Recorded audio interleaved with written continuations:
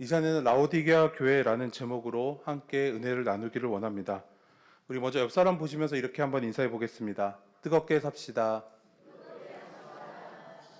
네, 한 번만 더 인사해 볼게요. 차갑게 삽시다. 네, 뭔가 좀 이상하신가요?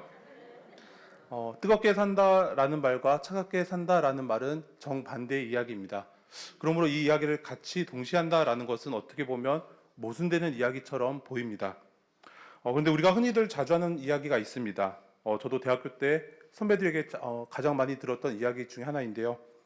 머리는 차갑게 가슴은 따뜻하게 살아라라는 이야기를 합니다. 그리고 신학은 진보적으로, 신앙은 보수적으로 해라라는 이야기를 들었습니다.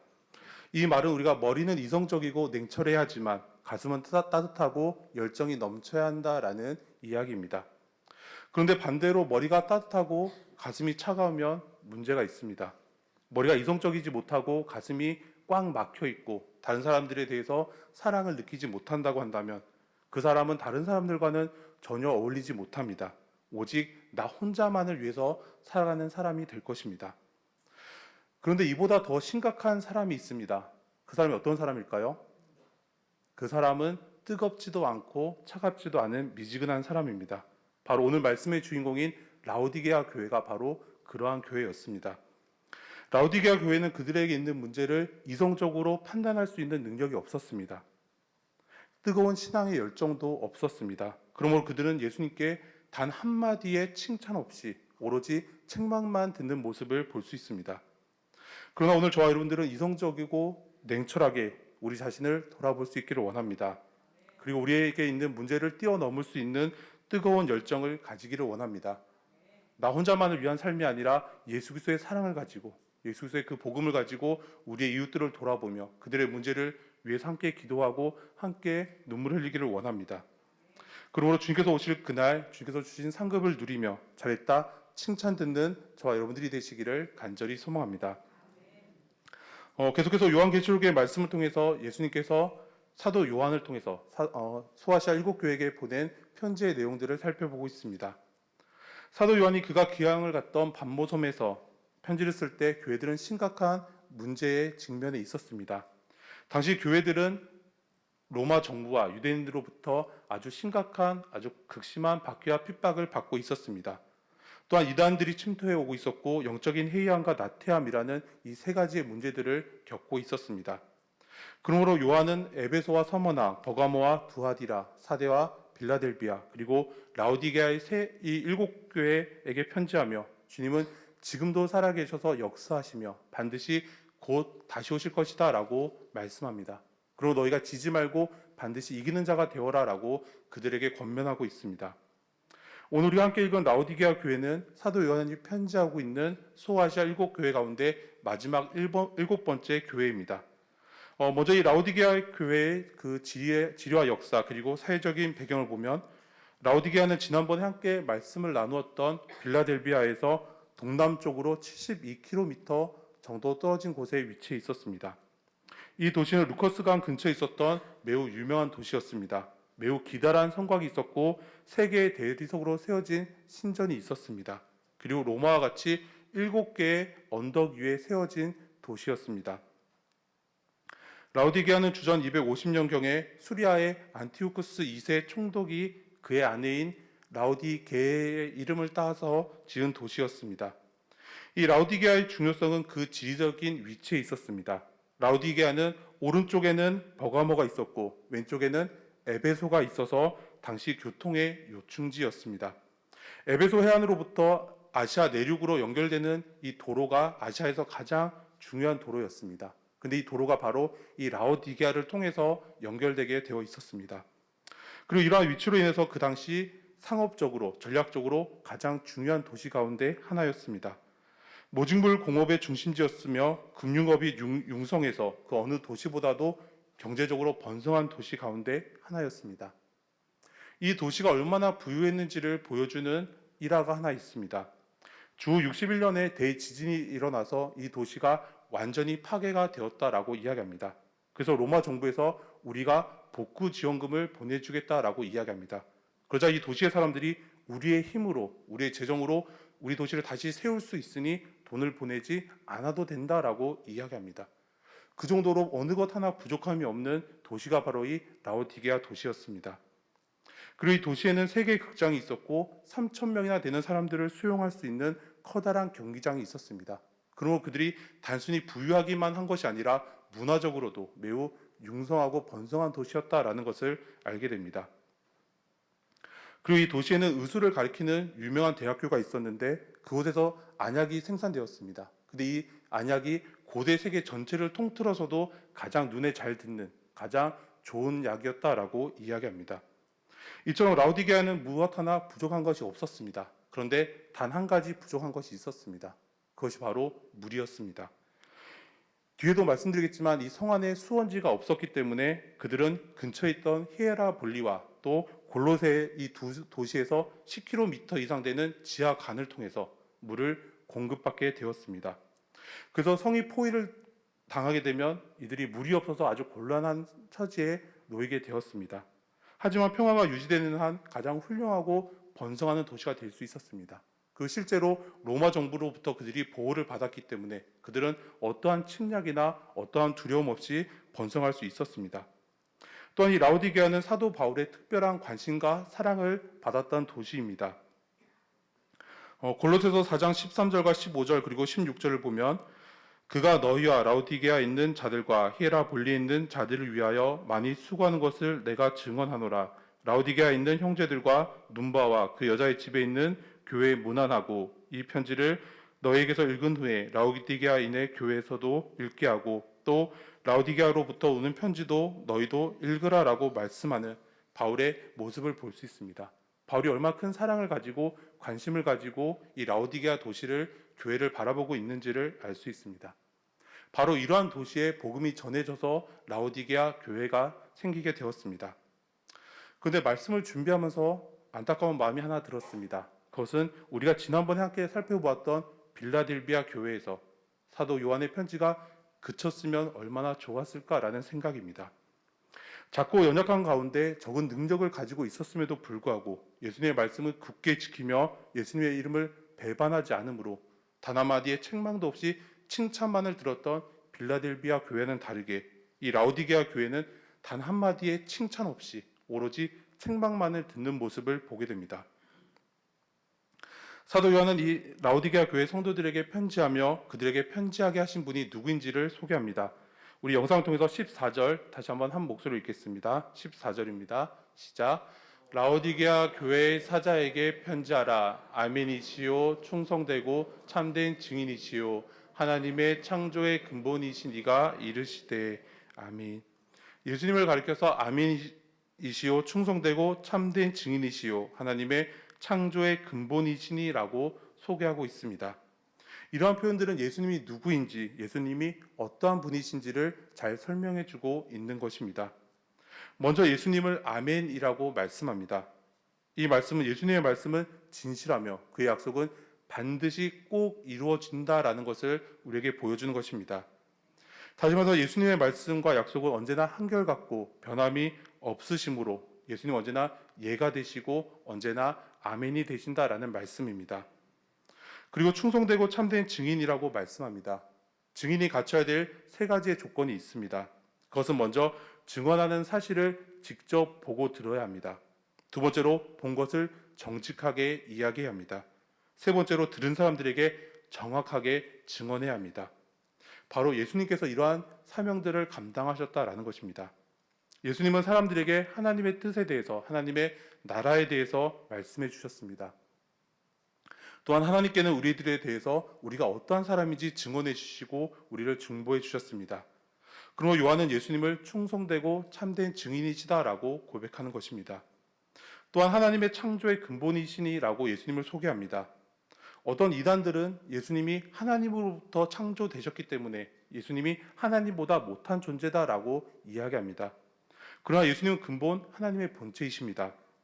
골로새서 1장에서 말씀하는 것처럼 모든 피조물보다 먼저 나신 이며 만물을 창조하신 분, 만물의 창조자 주관자이십니다.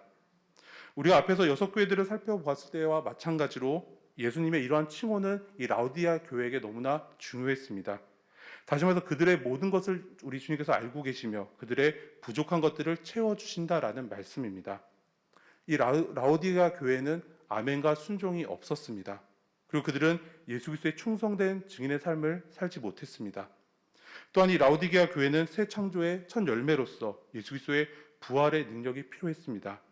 왜냐하면 라오디게아 교회는 영적으로 죽어 있었고 그래서 다시 살아나야만 하는 교회였기 때문입니다. 우리가 앞에서 살펴보았던 교회 가운데 사대교회가 있습니다. 이 사대교회는 살았다라는 이름을 갖고 있었지만 실상은 죽은 교회였습니다. 그 안에 충성된 증인들, 살아있는 충성된 증인들이 극히 소수에 불과했다라는 것입니다. 그런데 이 라오디게 교회의 현실을 바라보면 그렇게 적은 수의 충성된 증인조차도 전혀 찾아볼 수가 없습니다. 아주 심하게 죽어있는 교회였고 어떠한 희망도 찾아볼 수 없는 교회가 이 바로 라오디게아 교회였다라는 것입니다. 이러한 라오디게아 교회를 향해서 예수님께서 그들을 책망하십니다. 우리 영상을 통해서 15절, 16절 다시 한번 한 목소리를 읽겠습니다. 15절과 16절입니다. 시작. 내가 내 행위를 아노니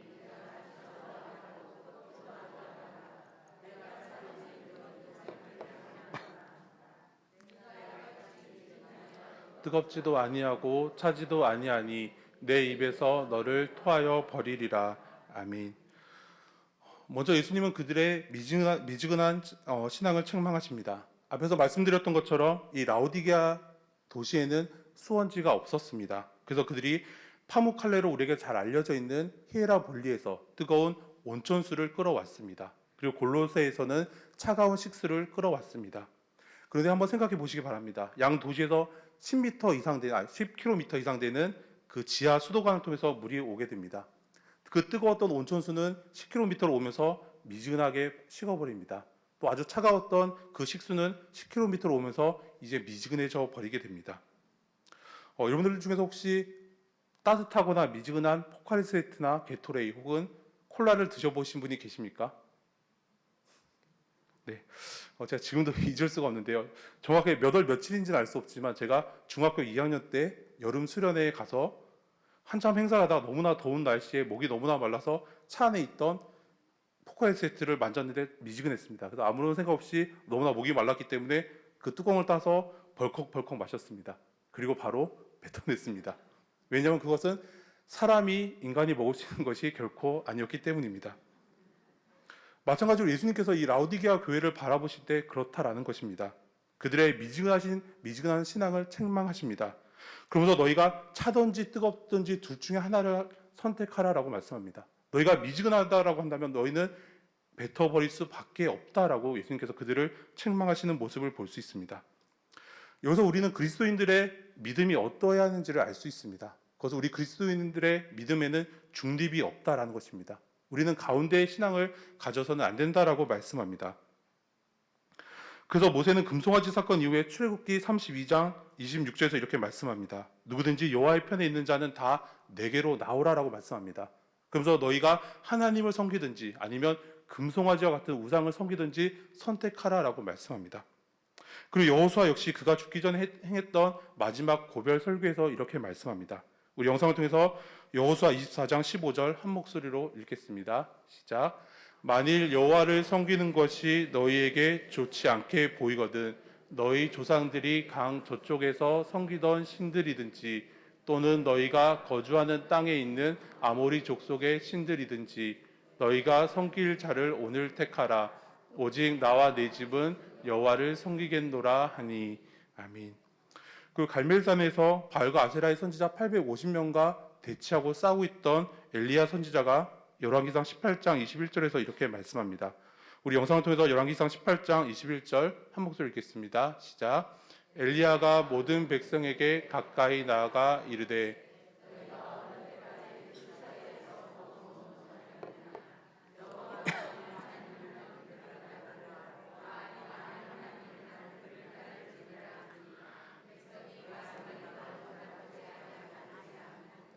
아멘. 그리고 예수님께서는 마태복음 6장에서 이렇게 말씀하십니다. 너희가 하나님과 재물을 겸하여 섬길 수 없다라고 우리에게 말씀해 주십니다. 이와 같은 말씀 우리 그리스도인들의 믿음에는 결코 중립이 없다라는 것을 말씀해 주시는 것입니다. 성경은 우리에게 너희가 하나님의 편에 설 것인지 아니면 우상의 편에 설 것인지를 분명하게 선택하라라고 말씀합니다. 그리고 그 나머지는 버리라라고 말씀합니다. 그렇지 않고 어중간하게 양다리를 건친다면 토해서 버릴 수밖에 없다라고 우리에게 말씀해 주고 있습니다. 그러므로 혹시 오늘 우리 가운데 미지근한 신앙이 있다면 버릴 수 있기를 원합니다. 우리가 하나님의 백성의 삶을 살면서도 세상의 헛된 것들에게 우리의 마음을 빼앗기고 있다면 그 마음도 버릴 수 있기를 원합니다. 이제 우리의 마음이 오직 주님을 향해서 뜨거워질 수 있기를 원합니다. 주님을 향한 간절한 마음을 갖기를 원합니다. 주님을 향한 마음으로 우리의 이웃들을 돌아볼 수 있기를 원합니다. 뜨거운 신앙의 열정을 가지고 주님께서 주신 사명들을 온전히 잘 감당함으로 잘했다 칭찬 듣는 저 여러분들이 되시기를 소망합니다. 그런데 안타까운 것이 있습니다. 그것은 이 라오디게아 교회를 향한 예수님의 책망이 아직도 끝나지 않았다라는 것입니다. 우리 영상 통해서 17절 다시 한번 한 목소리로 읽겠습니다. 17절입니다. 시작. 내가 말하기를 나는 부자라 부유하여 부족한 것이 없다 하나 내 공고한 것과 가련한 것과 가난한 것과 눈 먼 것과 벌거벗은 것을 알지 못하는도다. 아멘. 두 번째로 예수님은 그들의 교만한 마음을 책망하고 계십니다. 이 라오디게아 교회 성도들은 그들 자신을 매우 좋게 여기고 매우 높게 평가하고 있었습니다. 나는 부자라, 나는 부유해서 부족한 것이 없다라고 말하는 그들의 교만한 마음을 볼 수 있습니다. 그러나 예수님께서 보시기에 이 라오디게아 교회는 머리끝부터 발끝까지 모두 다 부족하고 병들어 있는, 그래서 죽어가고 있고 이미 죽어 있는 교회였습니다. 생명이라고는 조금 더 찾아볼 수 없는 교회가 바로 이 라오디게아 교회였습니다. 그런데 중요한 것은 이들의 문제, 다시 말해서 이들에게 부족한 것이 사실은 그들의 가장 큰 자랑이었다라는 것입니다. 처음에 말씀드린 것처럼 이 라오디게아는 금융업이 발달한 도시입니다. 어느 도시보다도 경제적으로 부유한 도시였습니다. 그리고 무엇 하나 부족한 것이 없는 풍족한 도시였습니다. 그런데 주님은 너희가 공고하고 가련하며 가난하다라고 그들을 책망하십니다. 이 라오디게아는 모직물 공업의 중심지로 화려하고 예쁜 옷들이 생산되던 도시였습니다. 그런데 주님은 너희가 벌거벗었다라고 말씀하십니다. 마지막으로 라오디게아의 의과대학에서 생산되는 안약은 처음에 말씀드린 것처럼 고대 사회에서 가장 눈에 잘 듣는 아주 좋은 약이었습니다. 그러나 주님은 너희가 눈이 멀었다라고 말씀하십니다. 가장 부유한 부자인 줄 알았지만 가난했고, 최고의 옷을 잘 만드는 줄 알았지만 벌거벗었고, 최고의 안약이 있었지만 눈이 멀었던 이 라오디게아 교회의 모습을 볼 수 있습니다. 이것은 그들 가운데 하나님이 없었기 때문입니다. 하나님의 은혜에 빚진 자였지만 그들은 하나님께 대한 감사가 없었고 열정이 없었습니다. 하나님께서 항상 그들과 함께 하셨지만 그들은 결코 하나님을 바라보지 않았다라는 것입니다. 그러므로 그들은 육체적인 부양 가운데서도 그 영혼은 지치고 병들고 그러므로 죽을 수밖에 없었습니다. 그런데 주님은 이렇게 죄 많고 교만한 사람들에게도 그들이 구원받을 수 있는 길을, 하나님께로 다시 나아가실 수 있는 길을 열어주십니다. 우리 18절 다시 한번 한 목소리를 읽겠습니다. 18절입니다. 시작.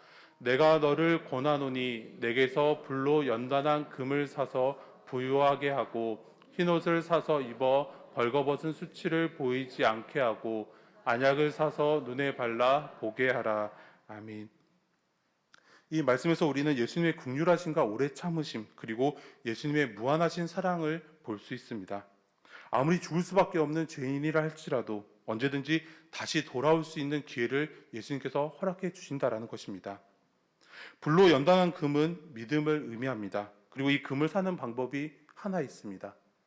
이사야 55장에서 말씀하는 것처럼 돈 없이 값 없이 사는 것입니다. 우리가 죄와 어리석은 마음과 교만한 마음을 버리고 가난하고 무너진 마음을 가지고 주님 앞에 나아갈 때 주님 우리의 마음을 믿음으로 가득 채워주신다라고 말씀합니다. 흰옷은 의의 옷이며 거룩한 순결의 옷입니다. 이것은 원래 사대교회에게 주시기로 했던 상급 가운데 하나입니다. 그들의 모든 수치를 감춰주시고 존귀와 영광으로 옷 입혀주시겠다라고 약속해 주십니다. 마지막으로 안약을 사서 눈에 발라보게 하라라는 말씀은 영적인 눈을 뜨라라는 말씀입니다. 이 말씀은 하나님을 보지 못해가 있던 그 모든 것들을 이제는 버리고 오직 예수님의 말씀에 따라 예수님의 말씀에 순종하는 삶을 살아가라라고 말씀합니다. 마지막으로 주님은 그들에게 열심과 회개를 권면하십니다. 우리 영상 통해서 19절 한 목소리 읽겠습니다. 19절입니다. 시작. 물은 내가 사랑하는 자를 책망하여 징계하노니 그러므로 내가 열심을 내라 회개하라. 아멘. 주님은 부드러운 음성으로 내가 사랑하는 자를 징계하여 책망하여 징계하노니라고 그들에게 말씀하십니다. 사랑하는 자녀를 부모가 안타까운 마음으로 혼을 내고 때로는 매를 드는 것처럼 예수님 우리를 사랑하는 마음으로 너무나 귀하게 아끼시는 마음으로 우리를 책망하시고 징계하신다라고 말씀합니다. 만약에 그들이 예수님의 권면을 따른다면 예수님은 그들에게 주실 귀한 것을 가지고 그들을 기다리고 계십니다. 20절을 보면 볼지어다 내가 문 밖에 서서 두드리노니 누구든지 내 음성을 듣고 문을 열면 내가 그에게로 들어가 그와 더불어 먹고 그는 나와 더불어 먹으리라라고 말씀합니다. 우리가 예수님께 마음의 문을 열어드릴 때 예수님의 임재를 맡게 되고 커다란 위로와 도우심을 얻게 됩니다. 이것은 주님과의 풍성한 교제이며 주님께서 주시는 축복이고 주님과의 영원한 사귐입니다. 이처럼 죽을 수밖에 없는 죄인들을 향해서 그들을 끝까지 포기하지 않으시고 그들의 마음의 문을 두드리시며 이기는 자가 되라라고 예수님은 계속해서 말씀해 주십니다. 우리 영상 통해서 21절 다시 한번 한 목소리 읽겠습니다. 21절입니다. 시작. 이기는 그에게는 내가 내 보좌에 함께 앉게 하여 주기를.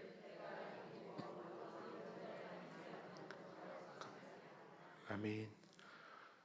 이 라우디게아 교회는 그들의 미지근한 신앙과 교만 때문에 책망을 받았습니다. 그러나 예수님의 말씀과 책망과 권면에 따라서 그들이 다시 열심을 내어서 회개하면 그들은 이기는 자가, 칭찬받는 자가 될 수 있다라는 것을 말씀해 주고 있습니다.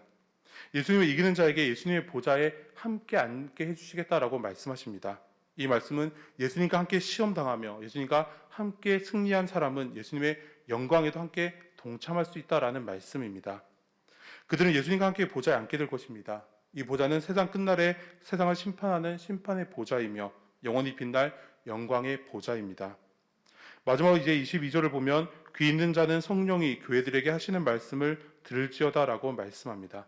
이 말씀은 이 편지의 내용이 어느 특정한 시대에 어느 특정한 한 교회만 주시는 말씀이 아니라 모든 시대에 모든 장소에 존재하는 주님의 모든 몸된 교회에게 주시는 말씀이다라는 것을 가르쳐주고 있습니다.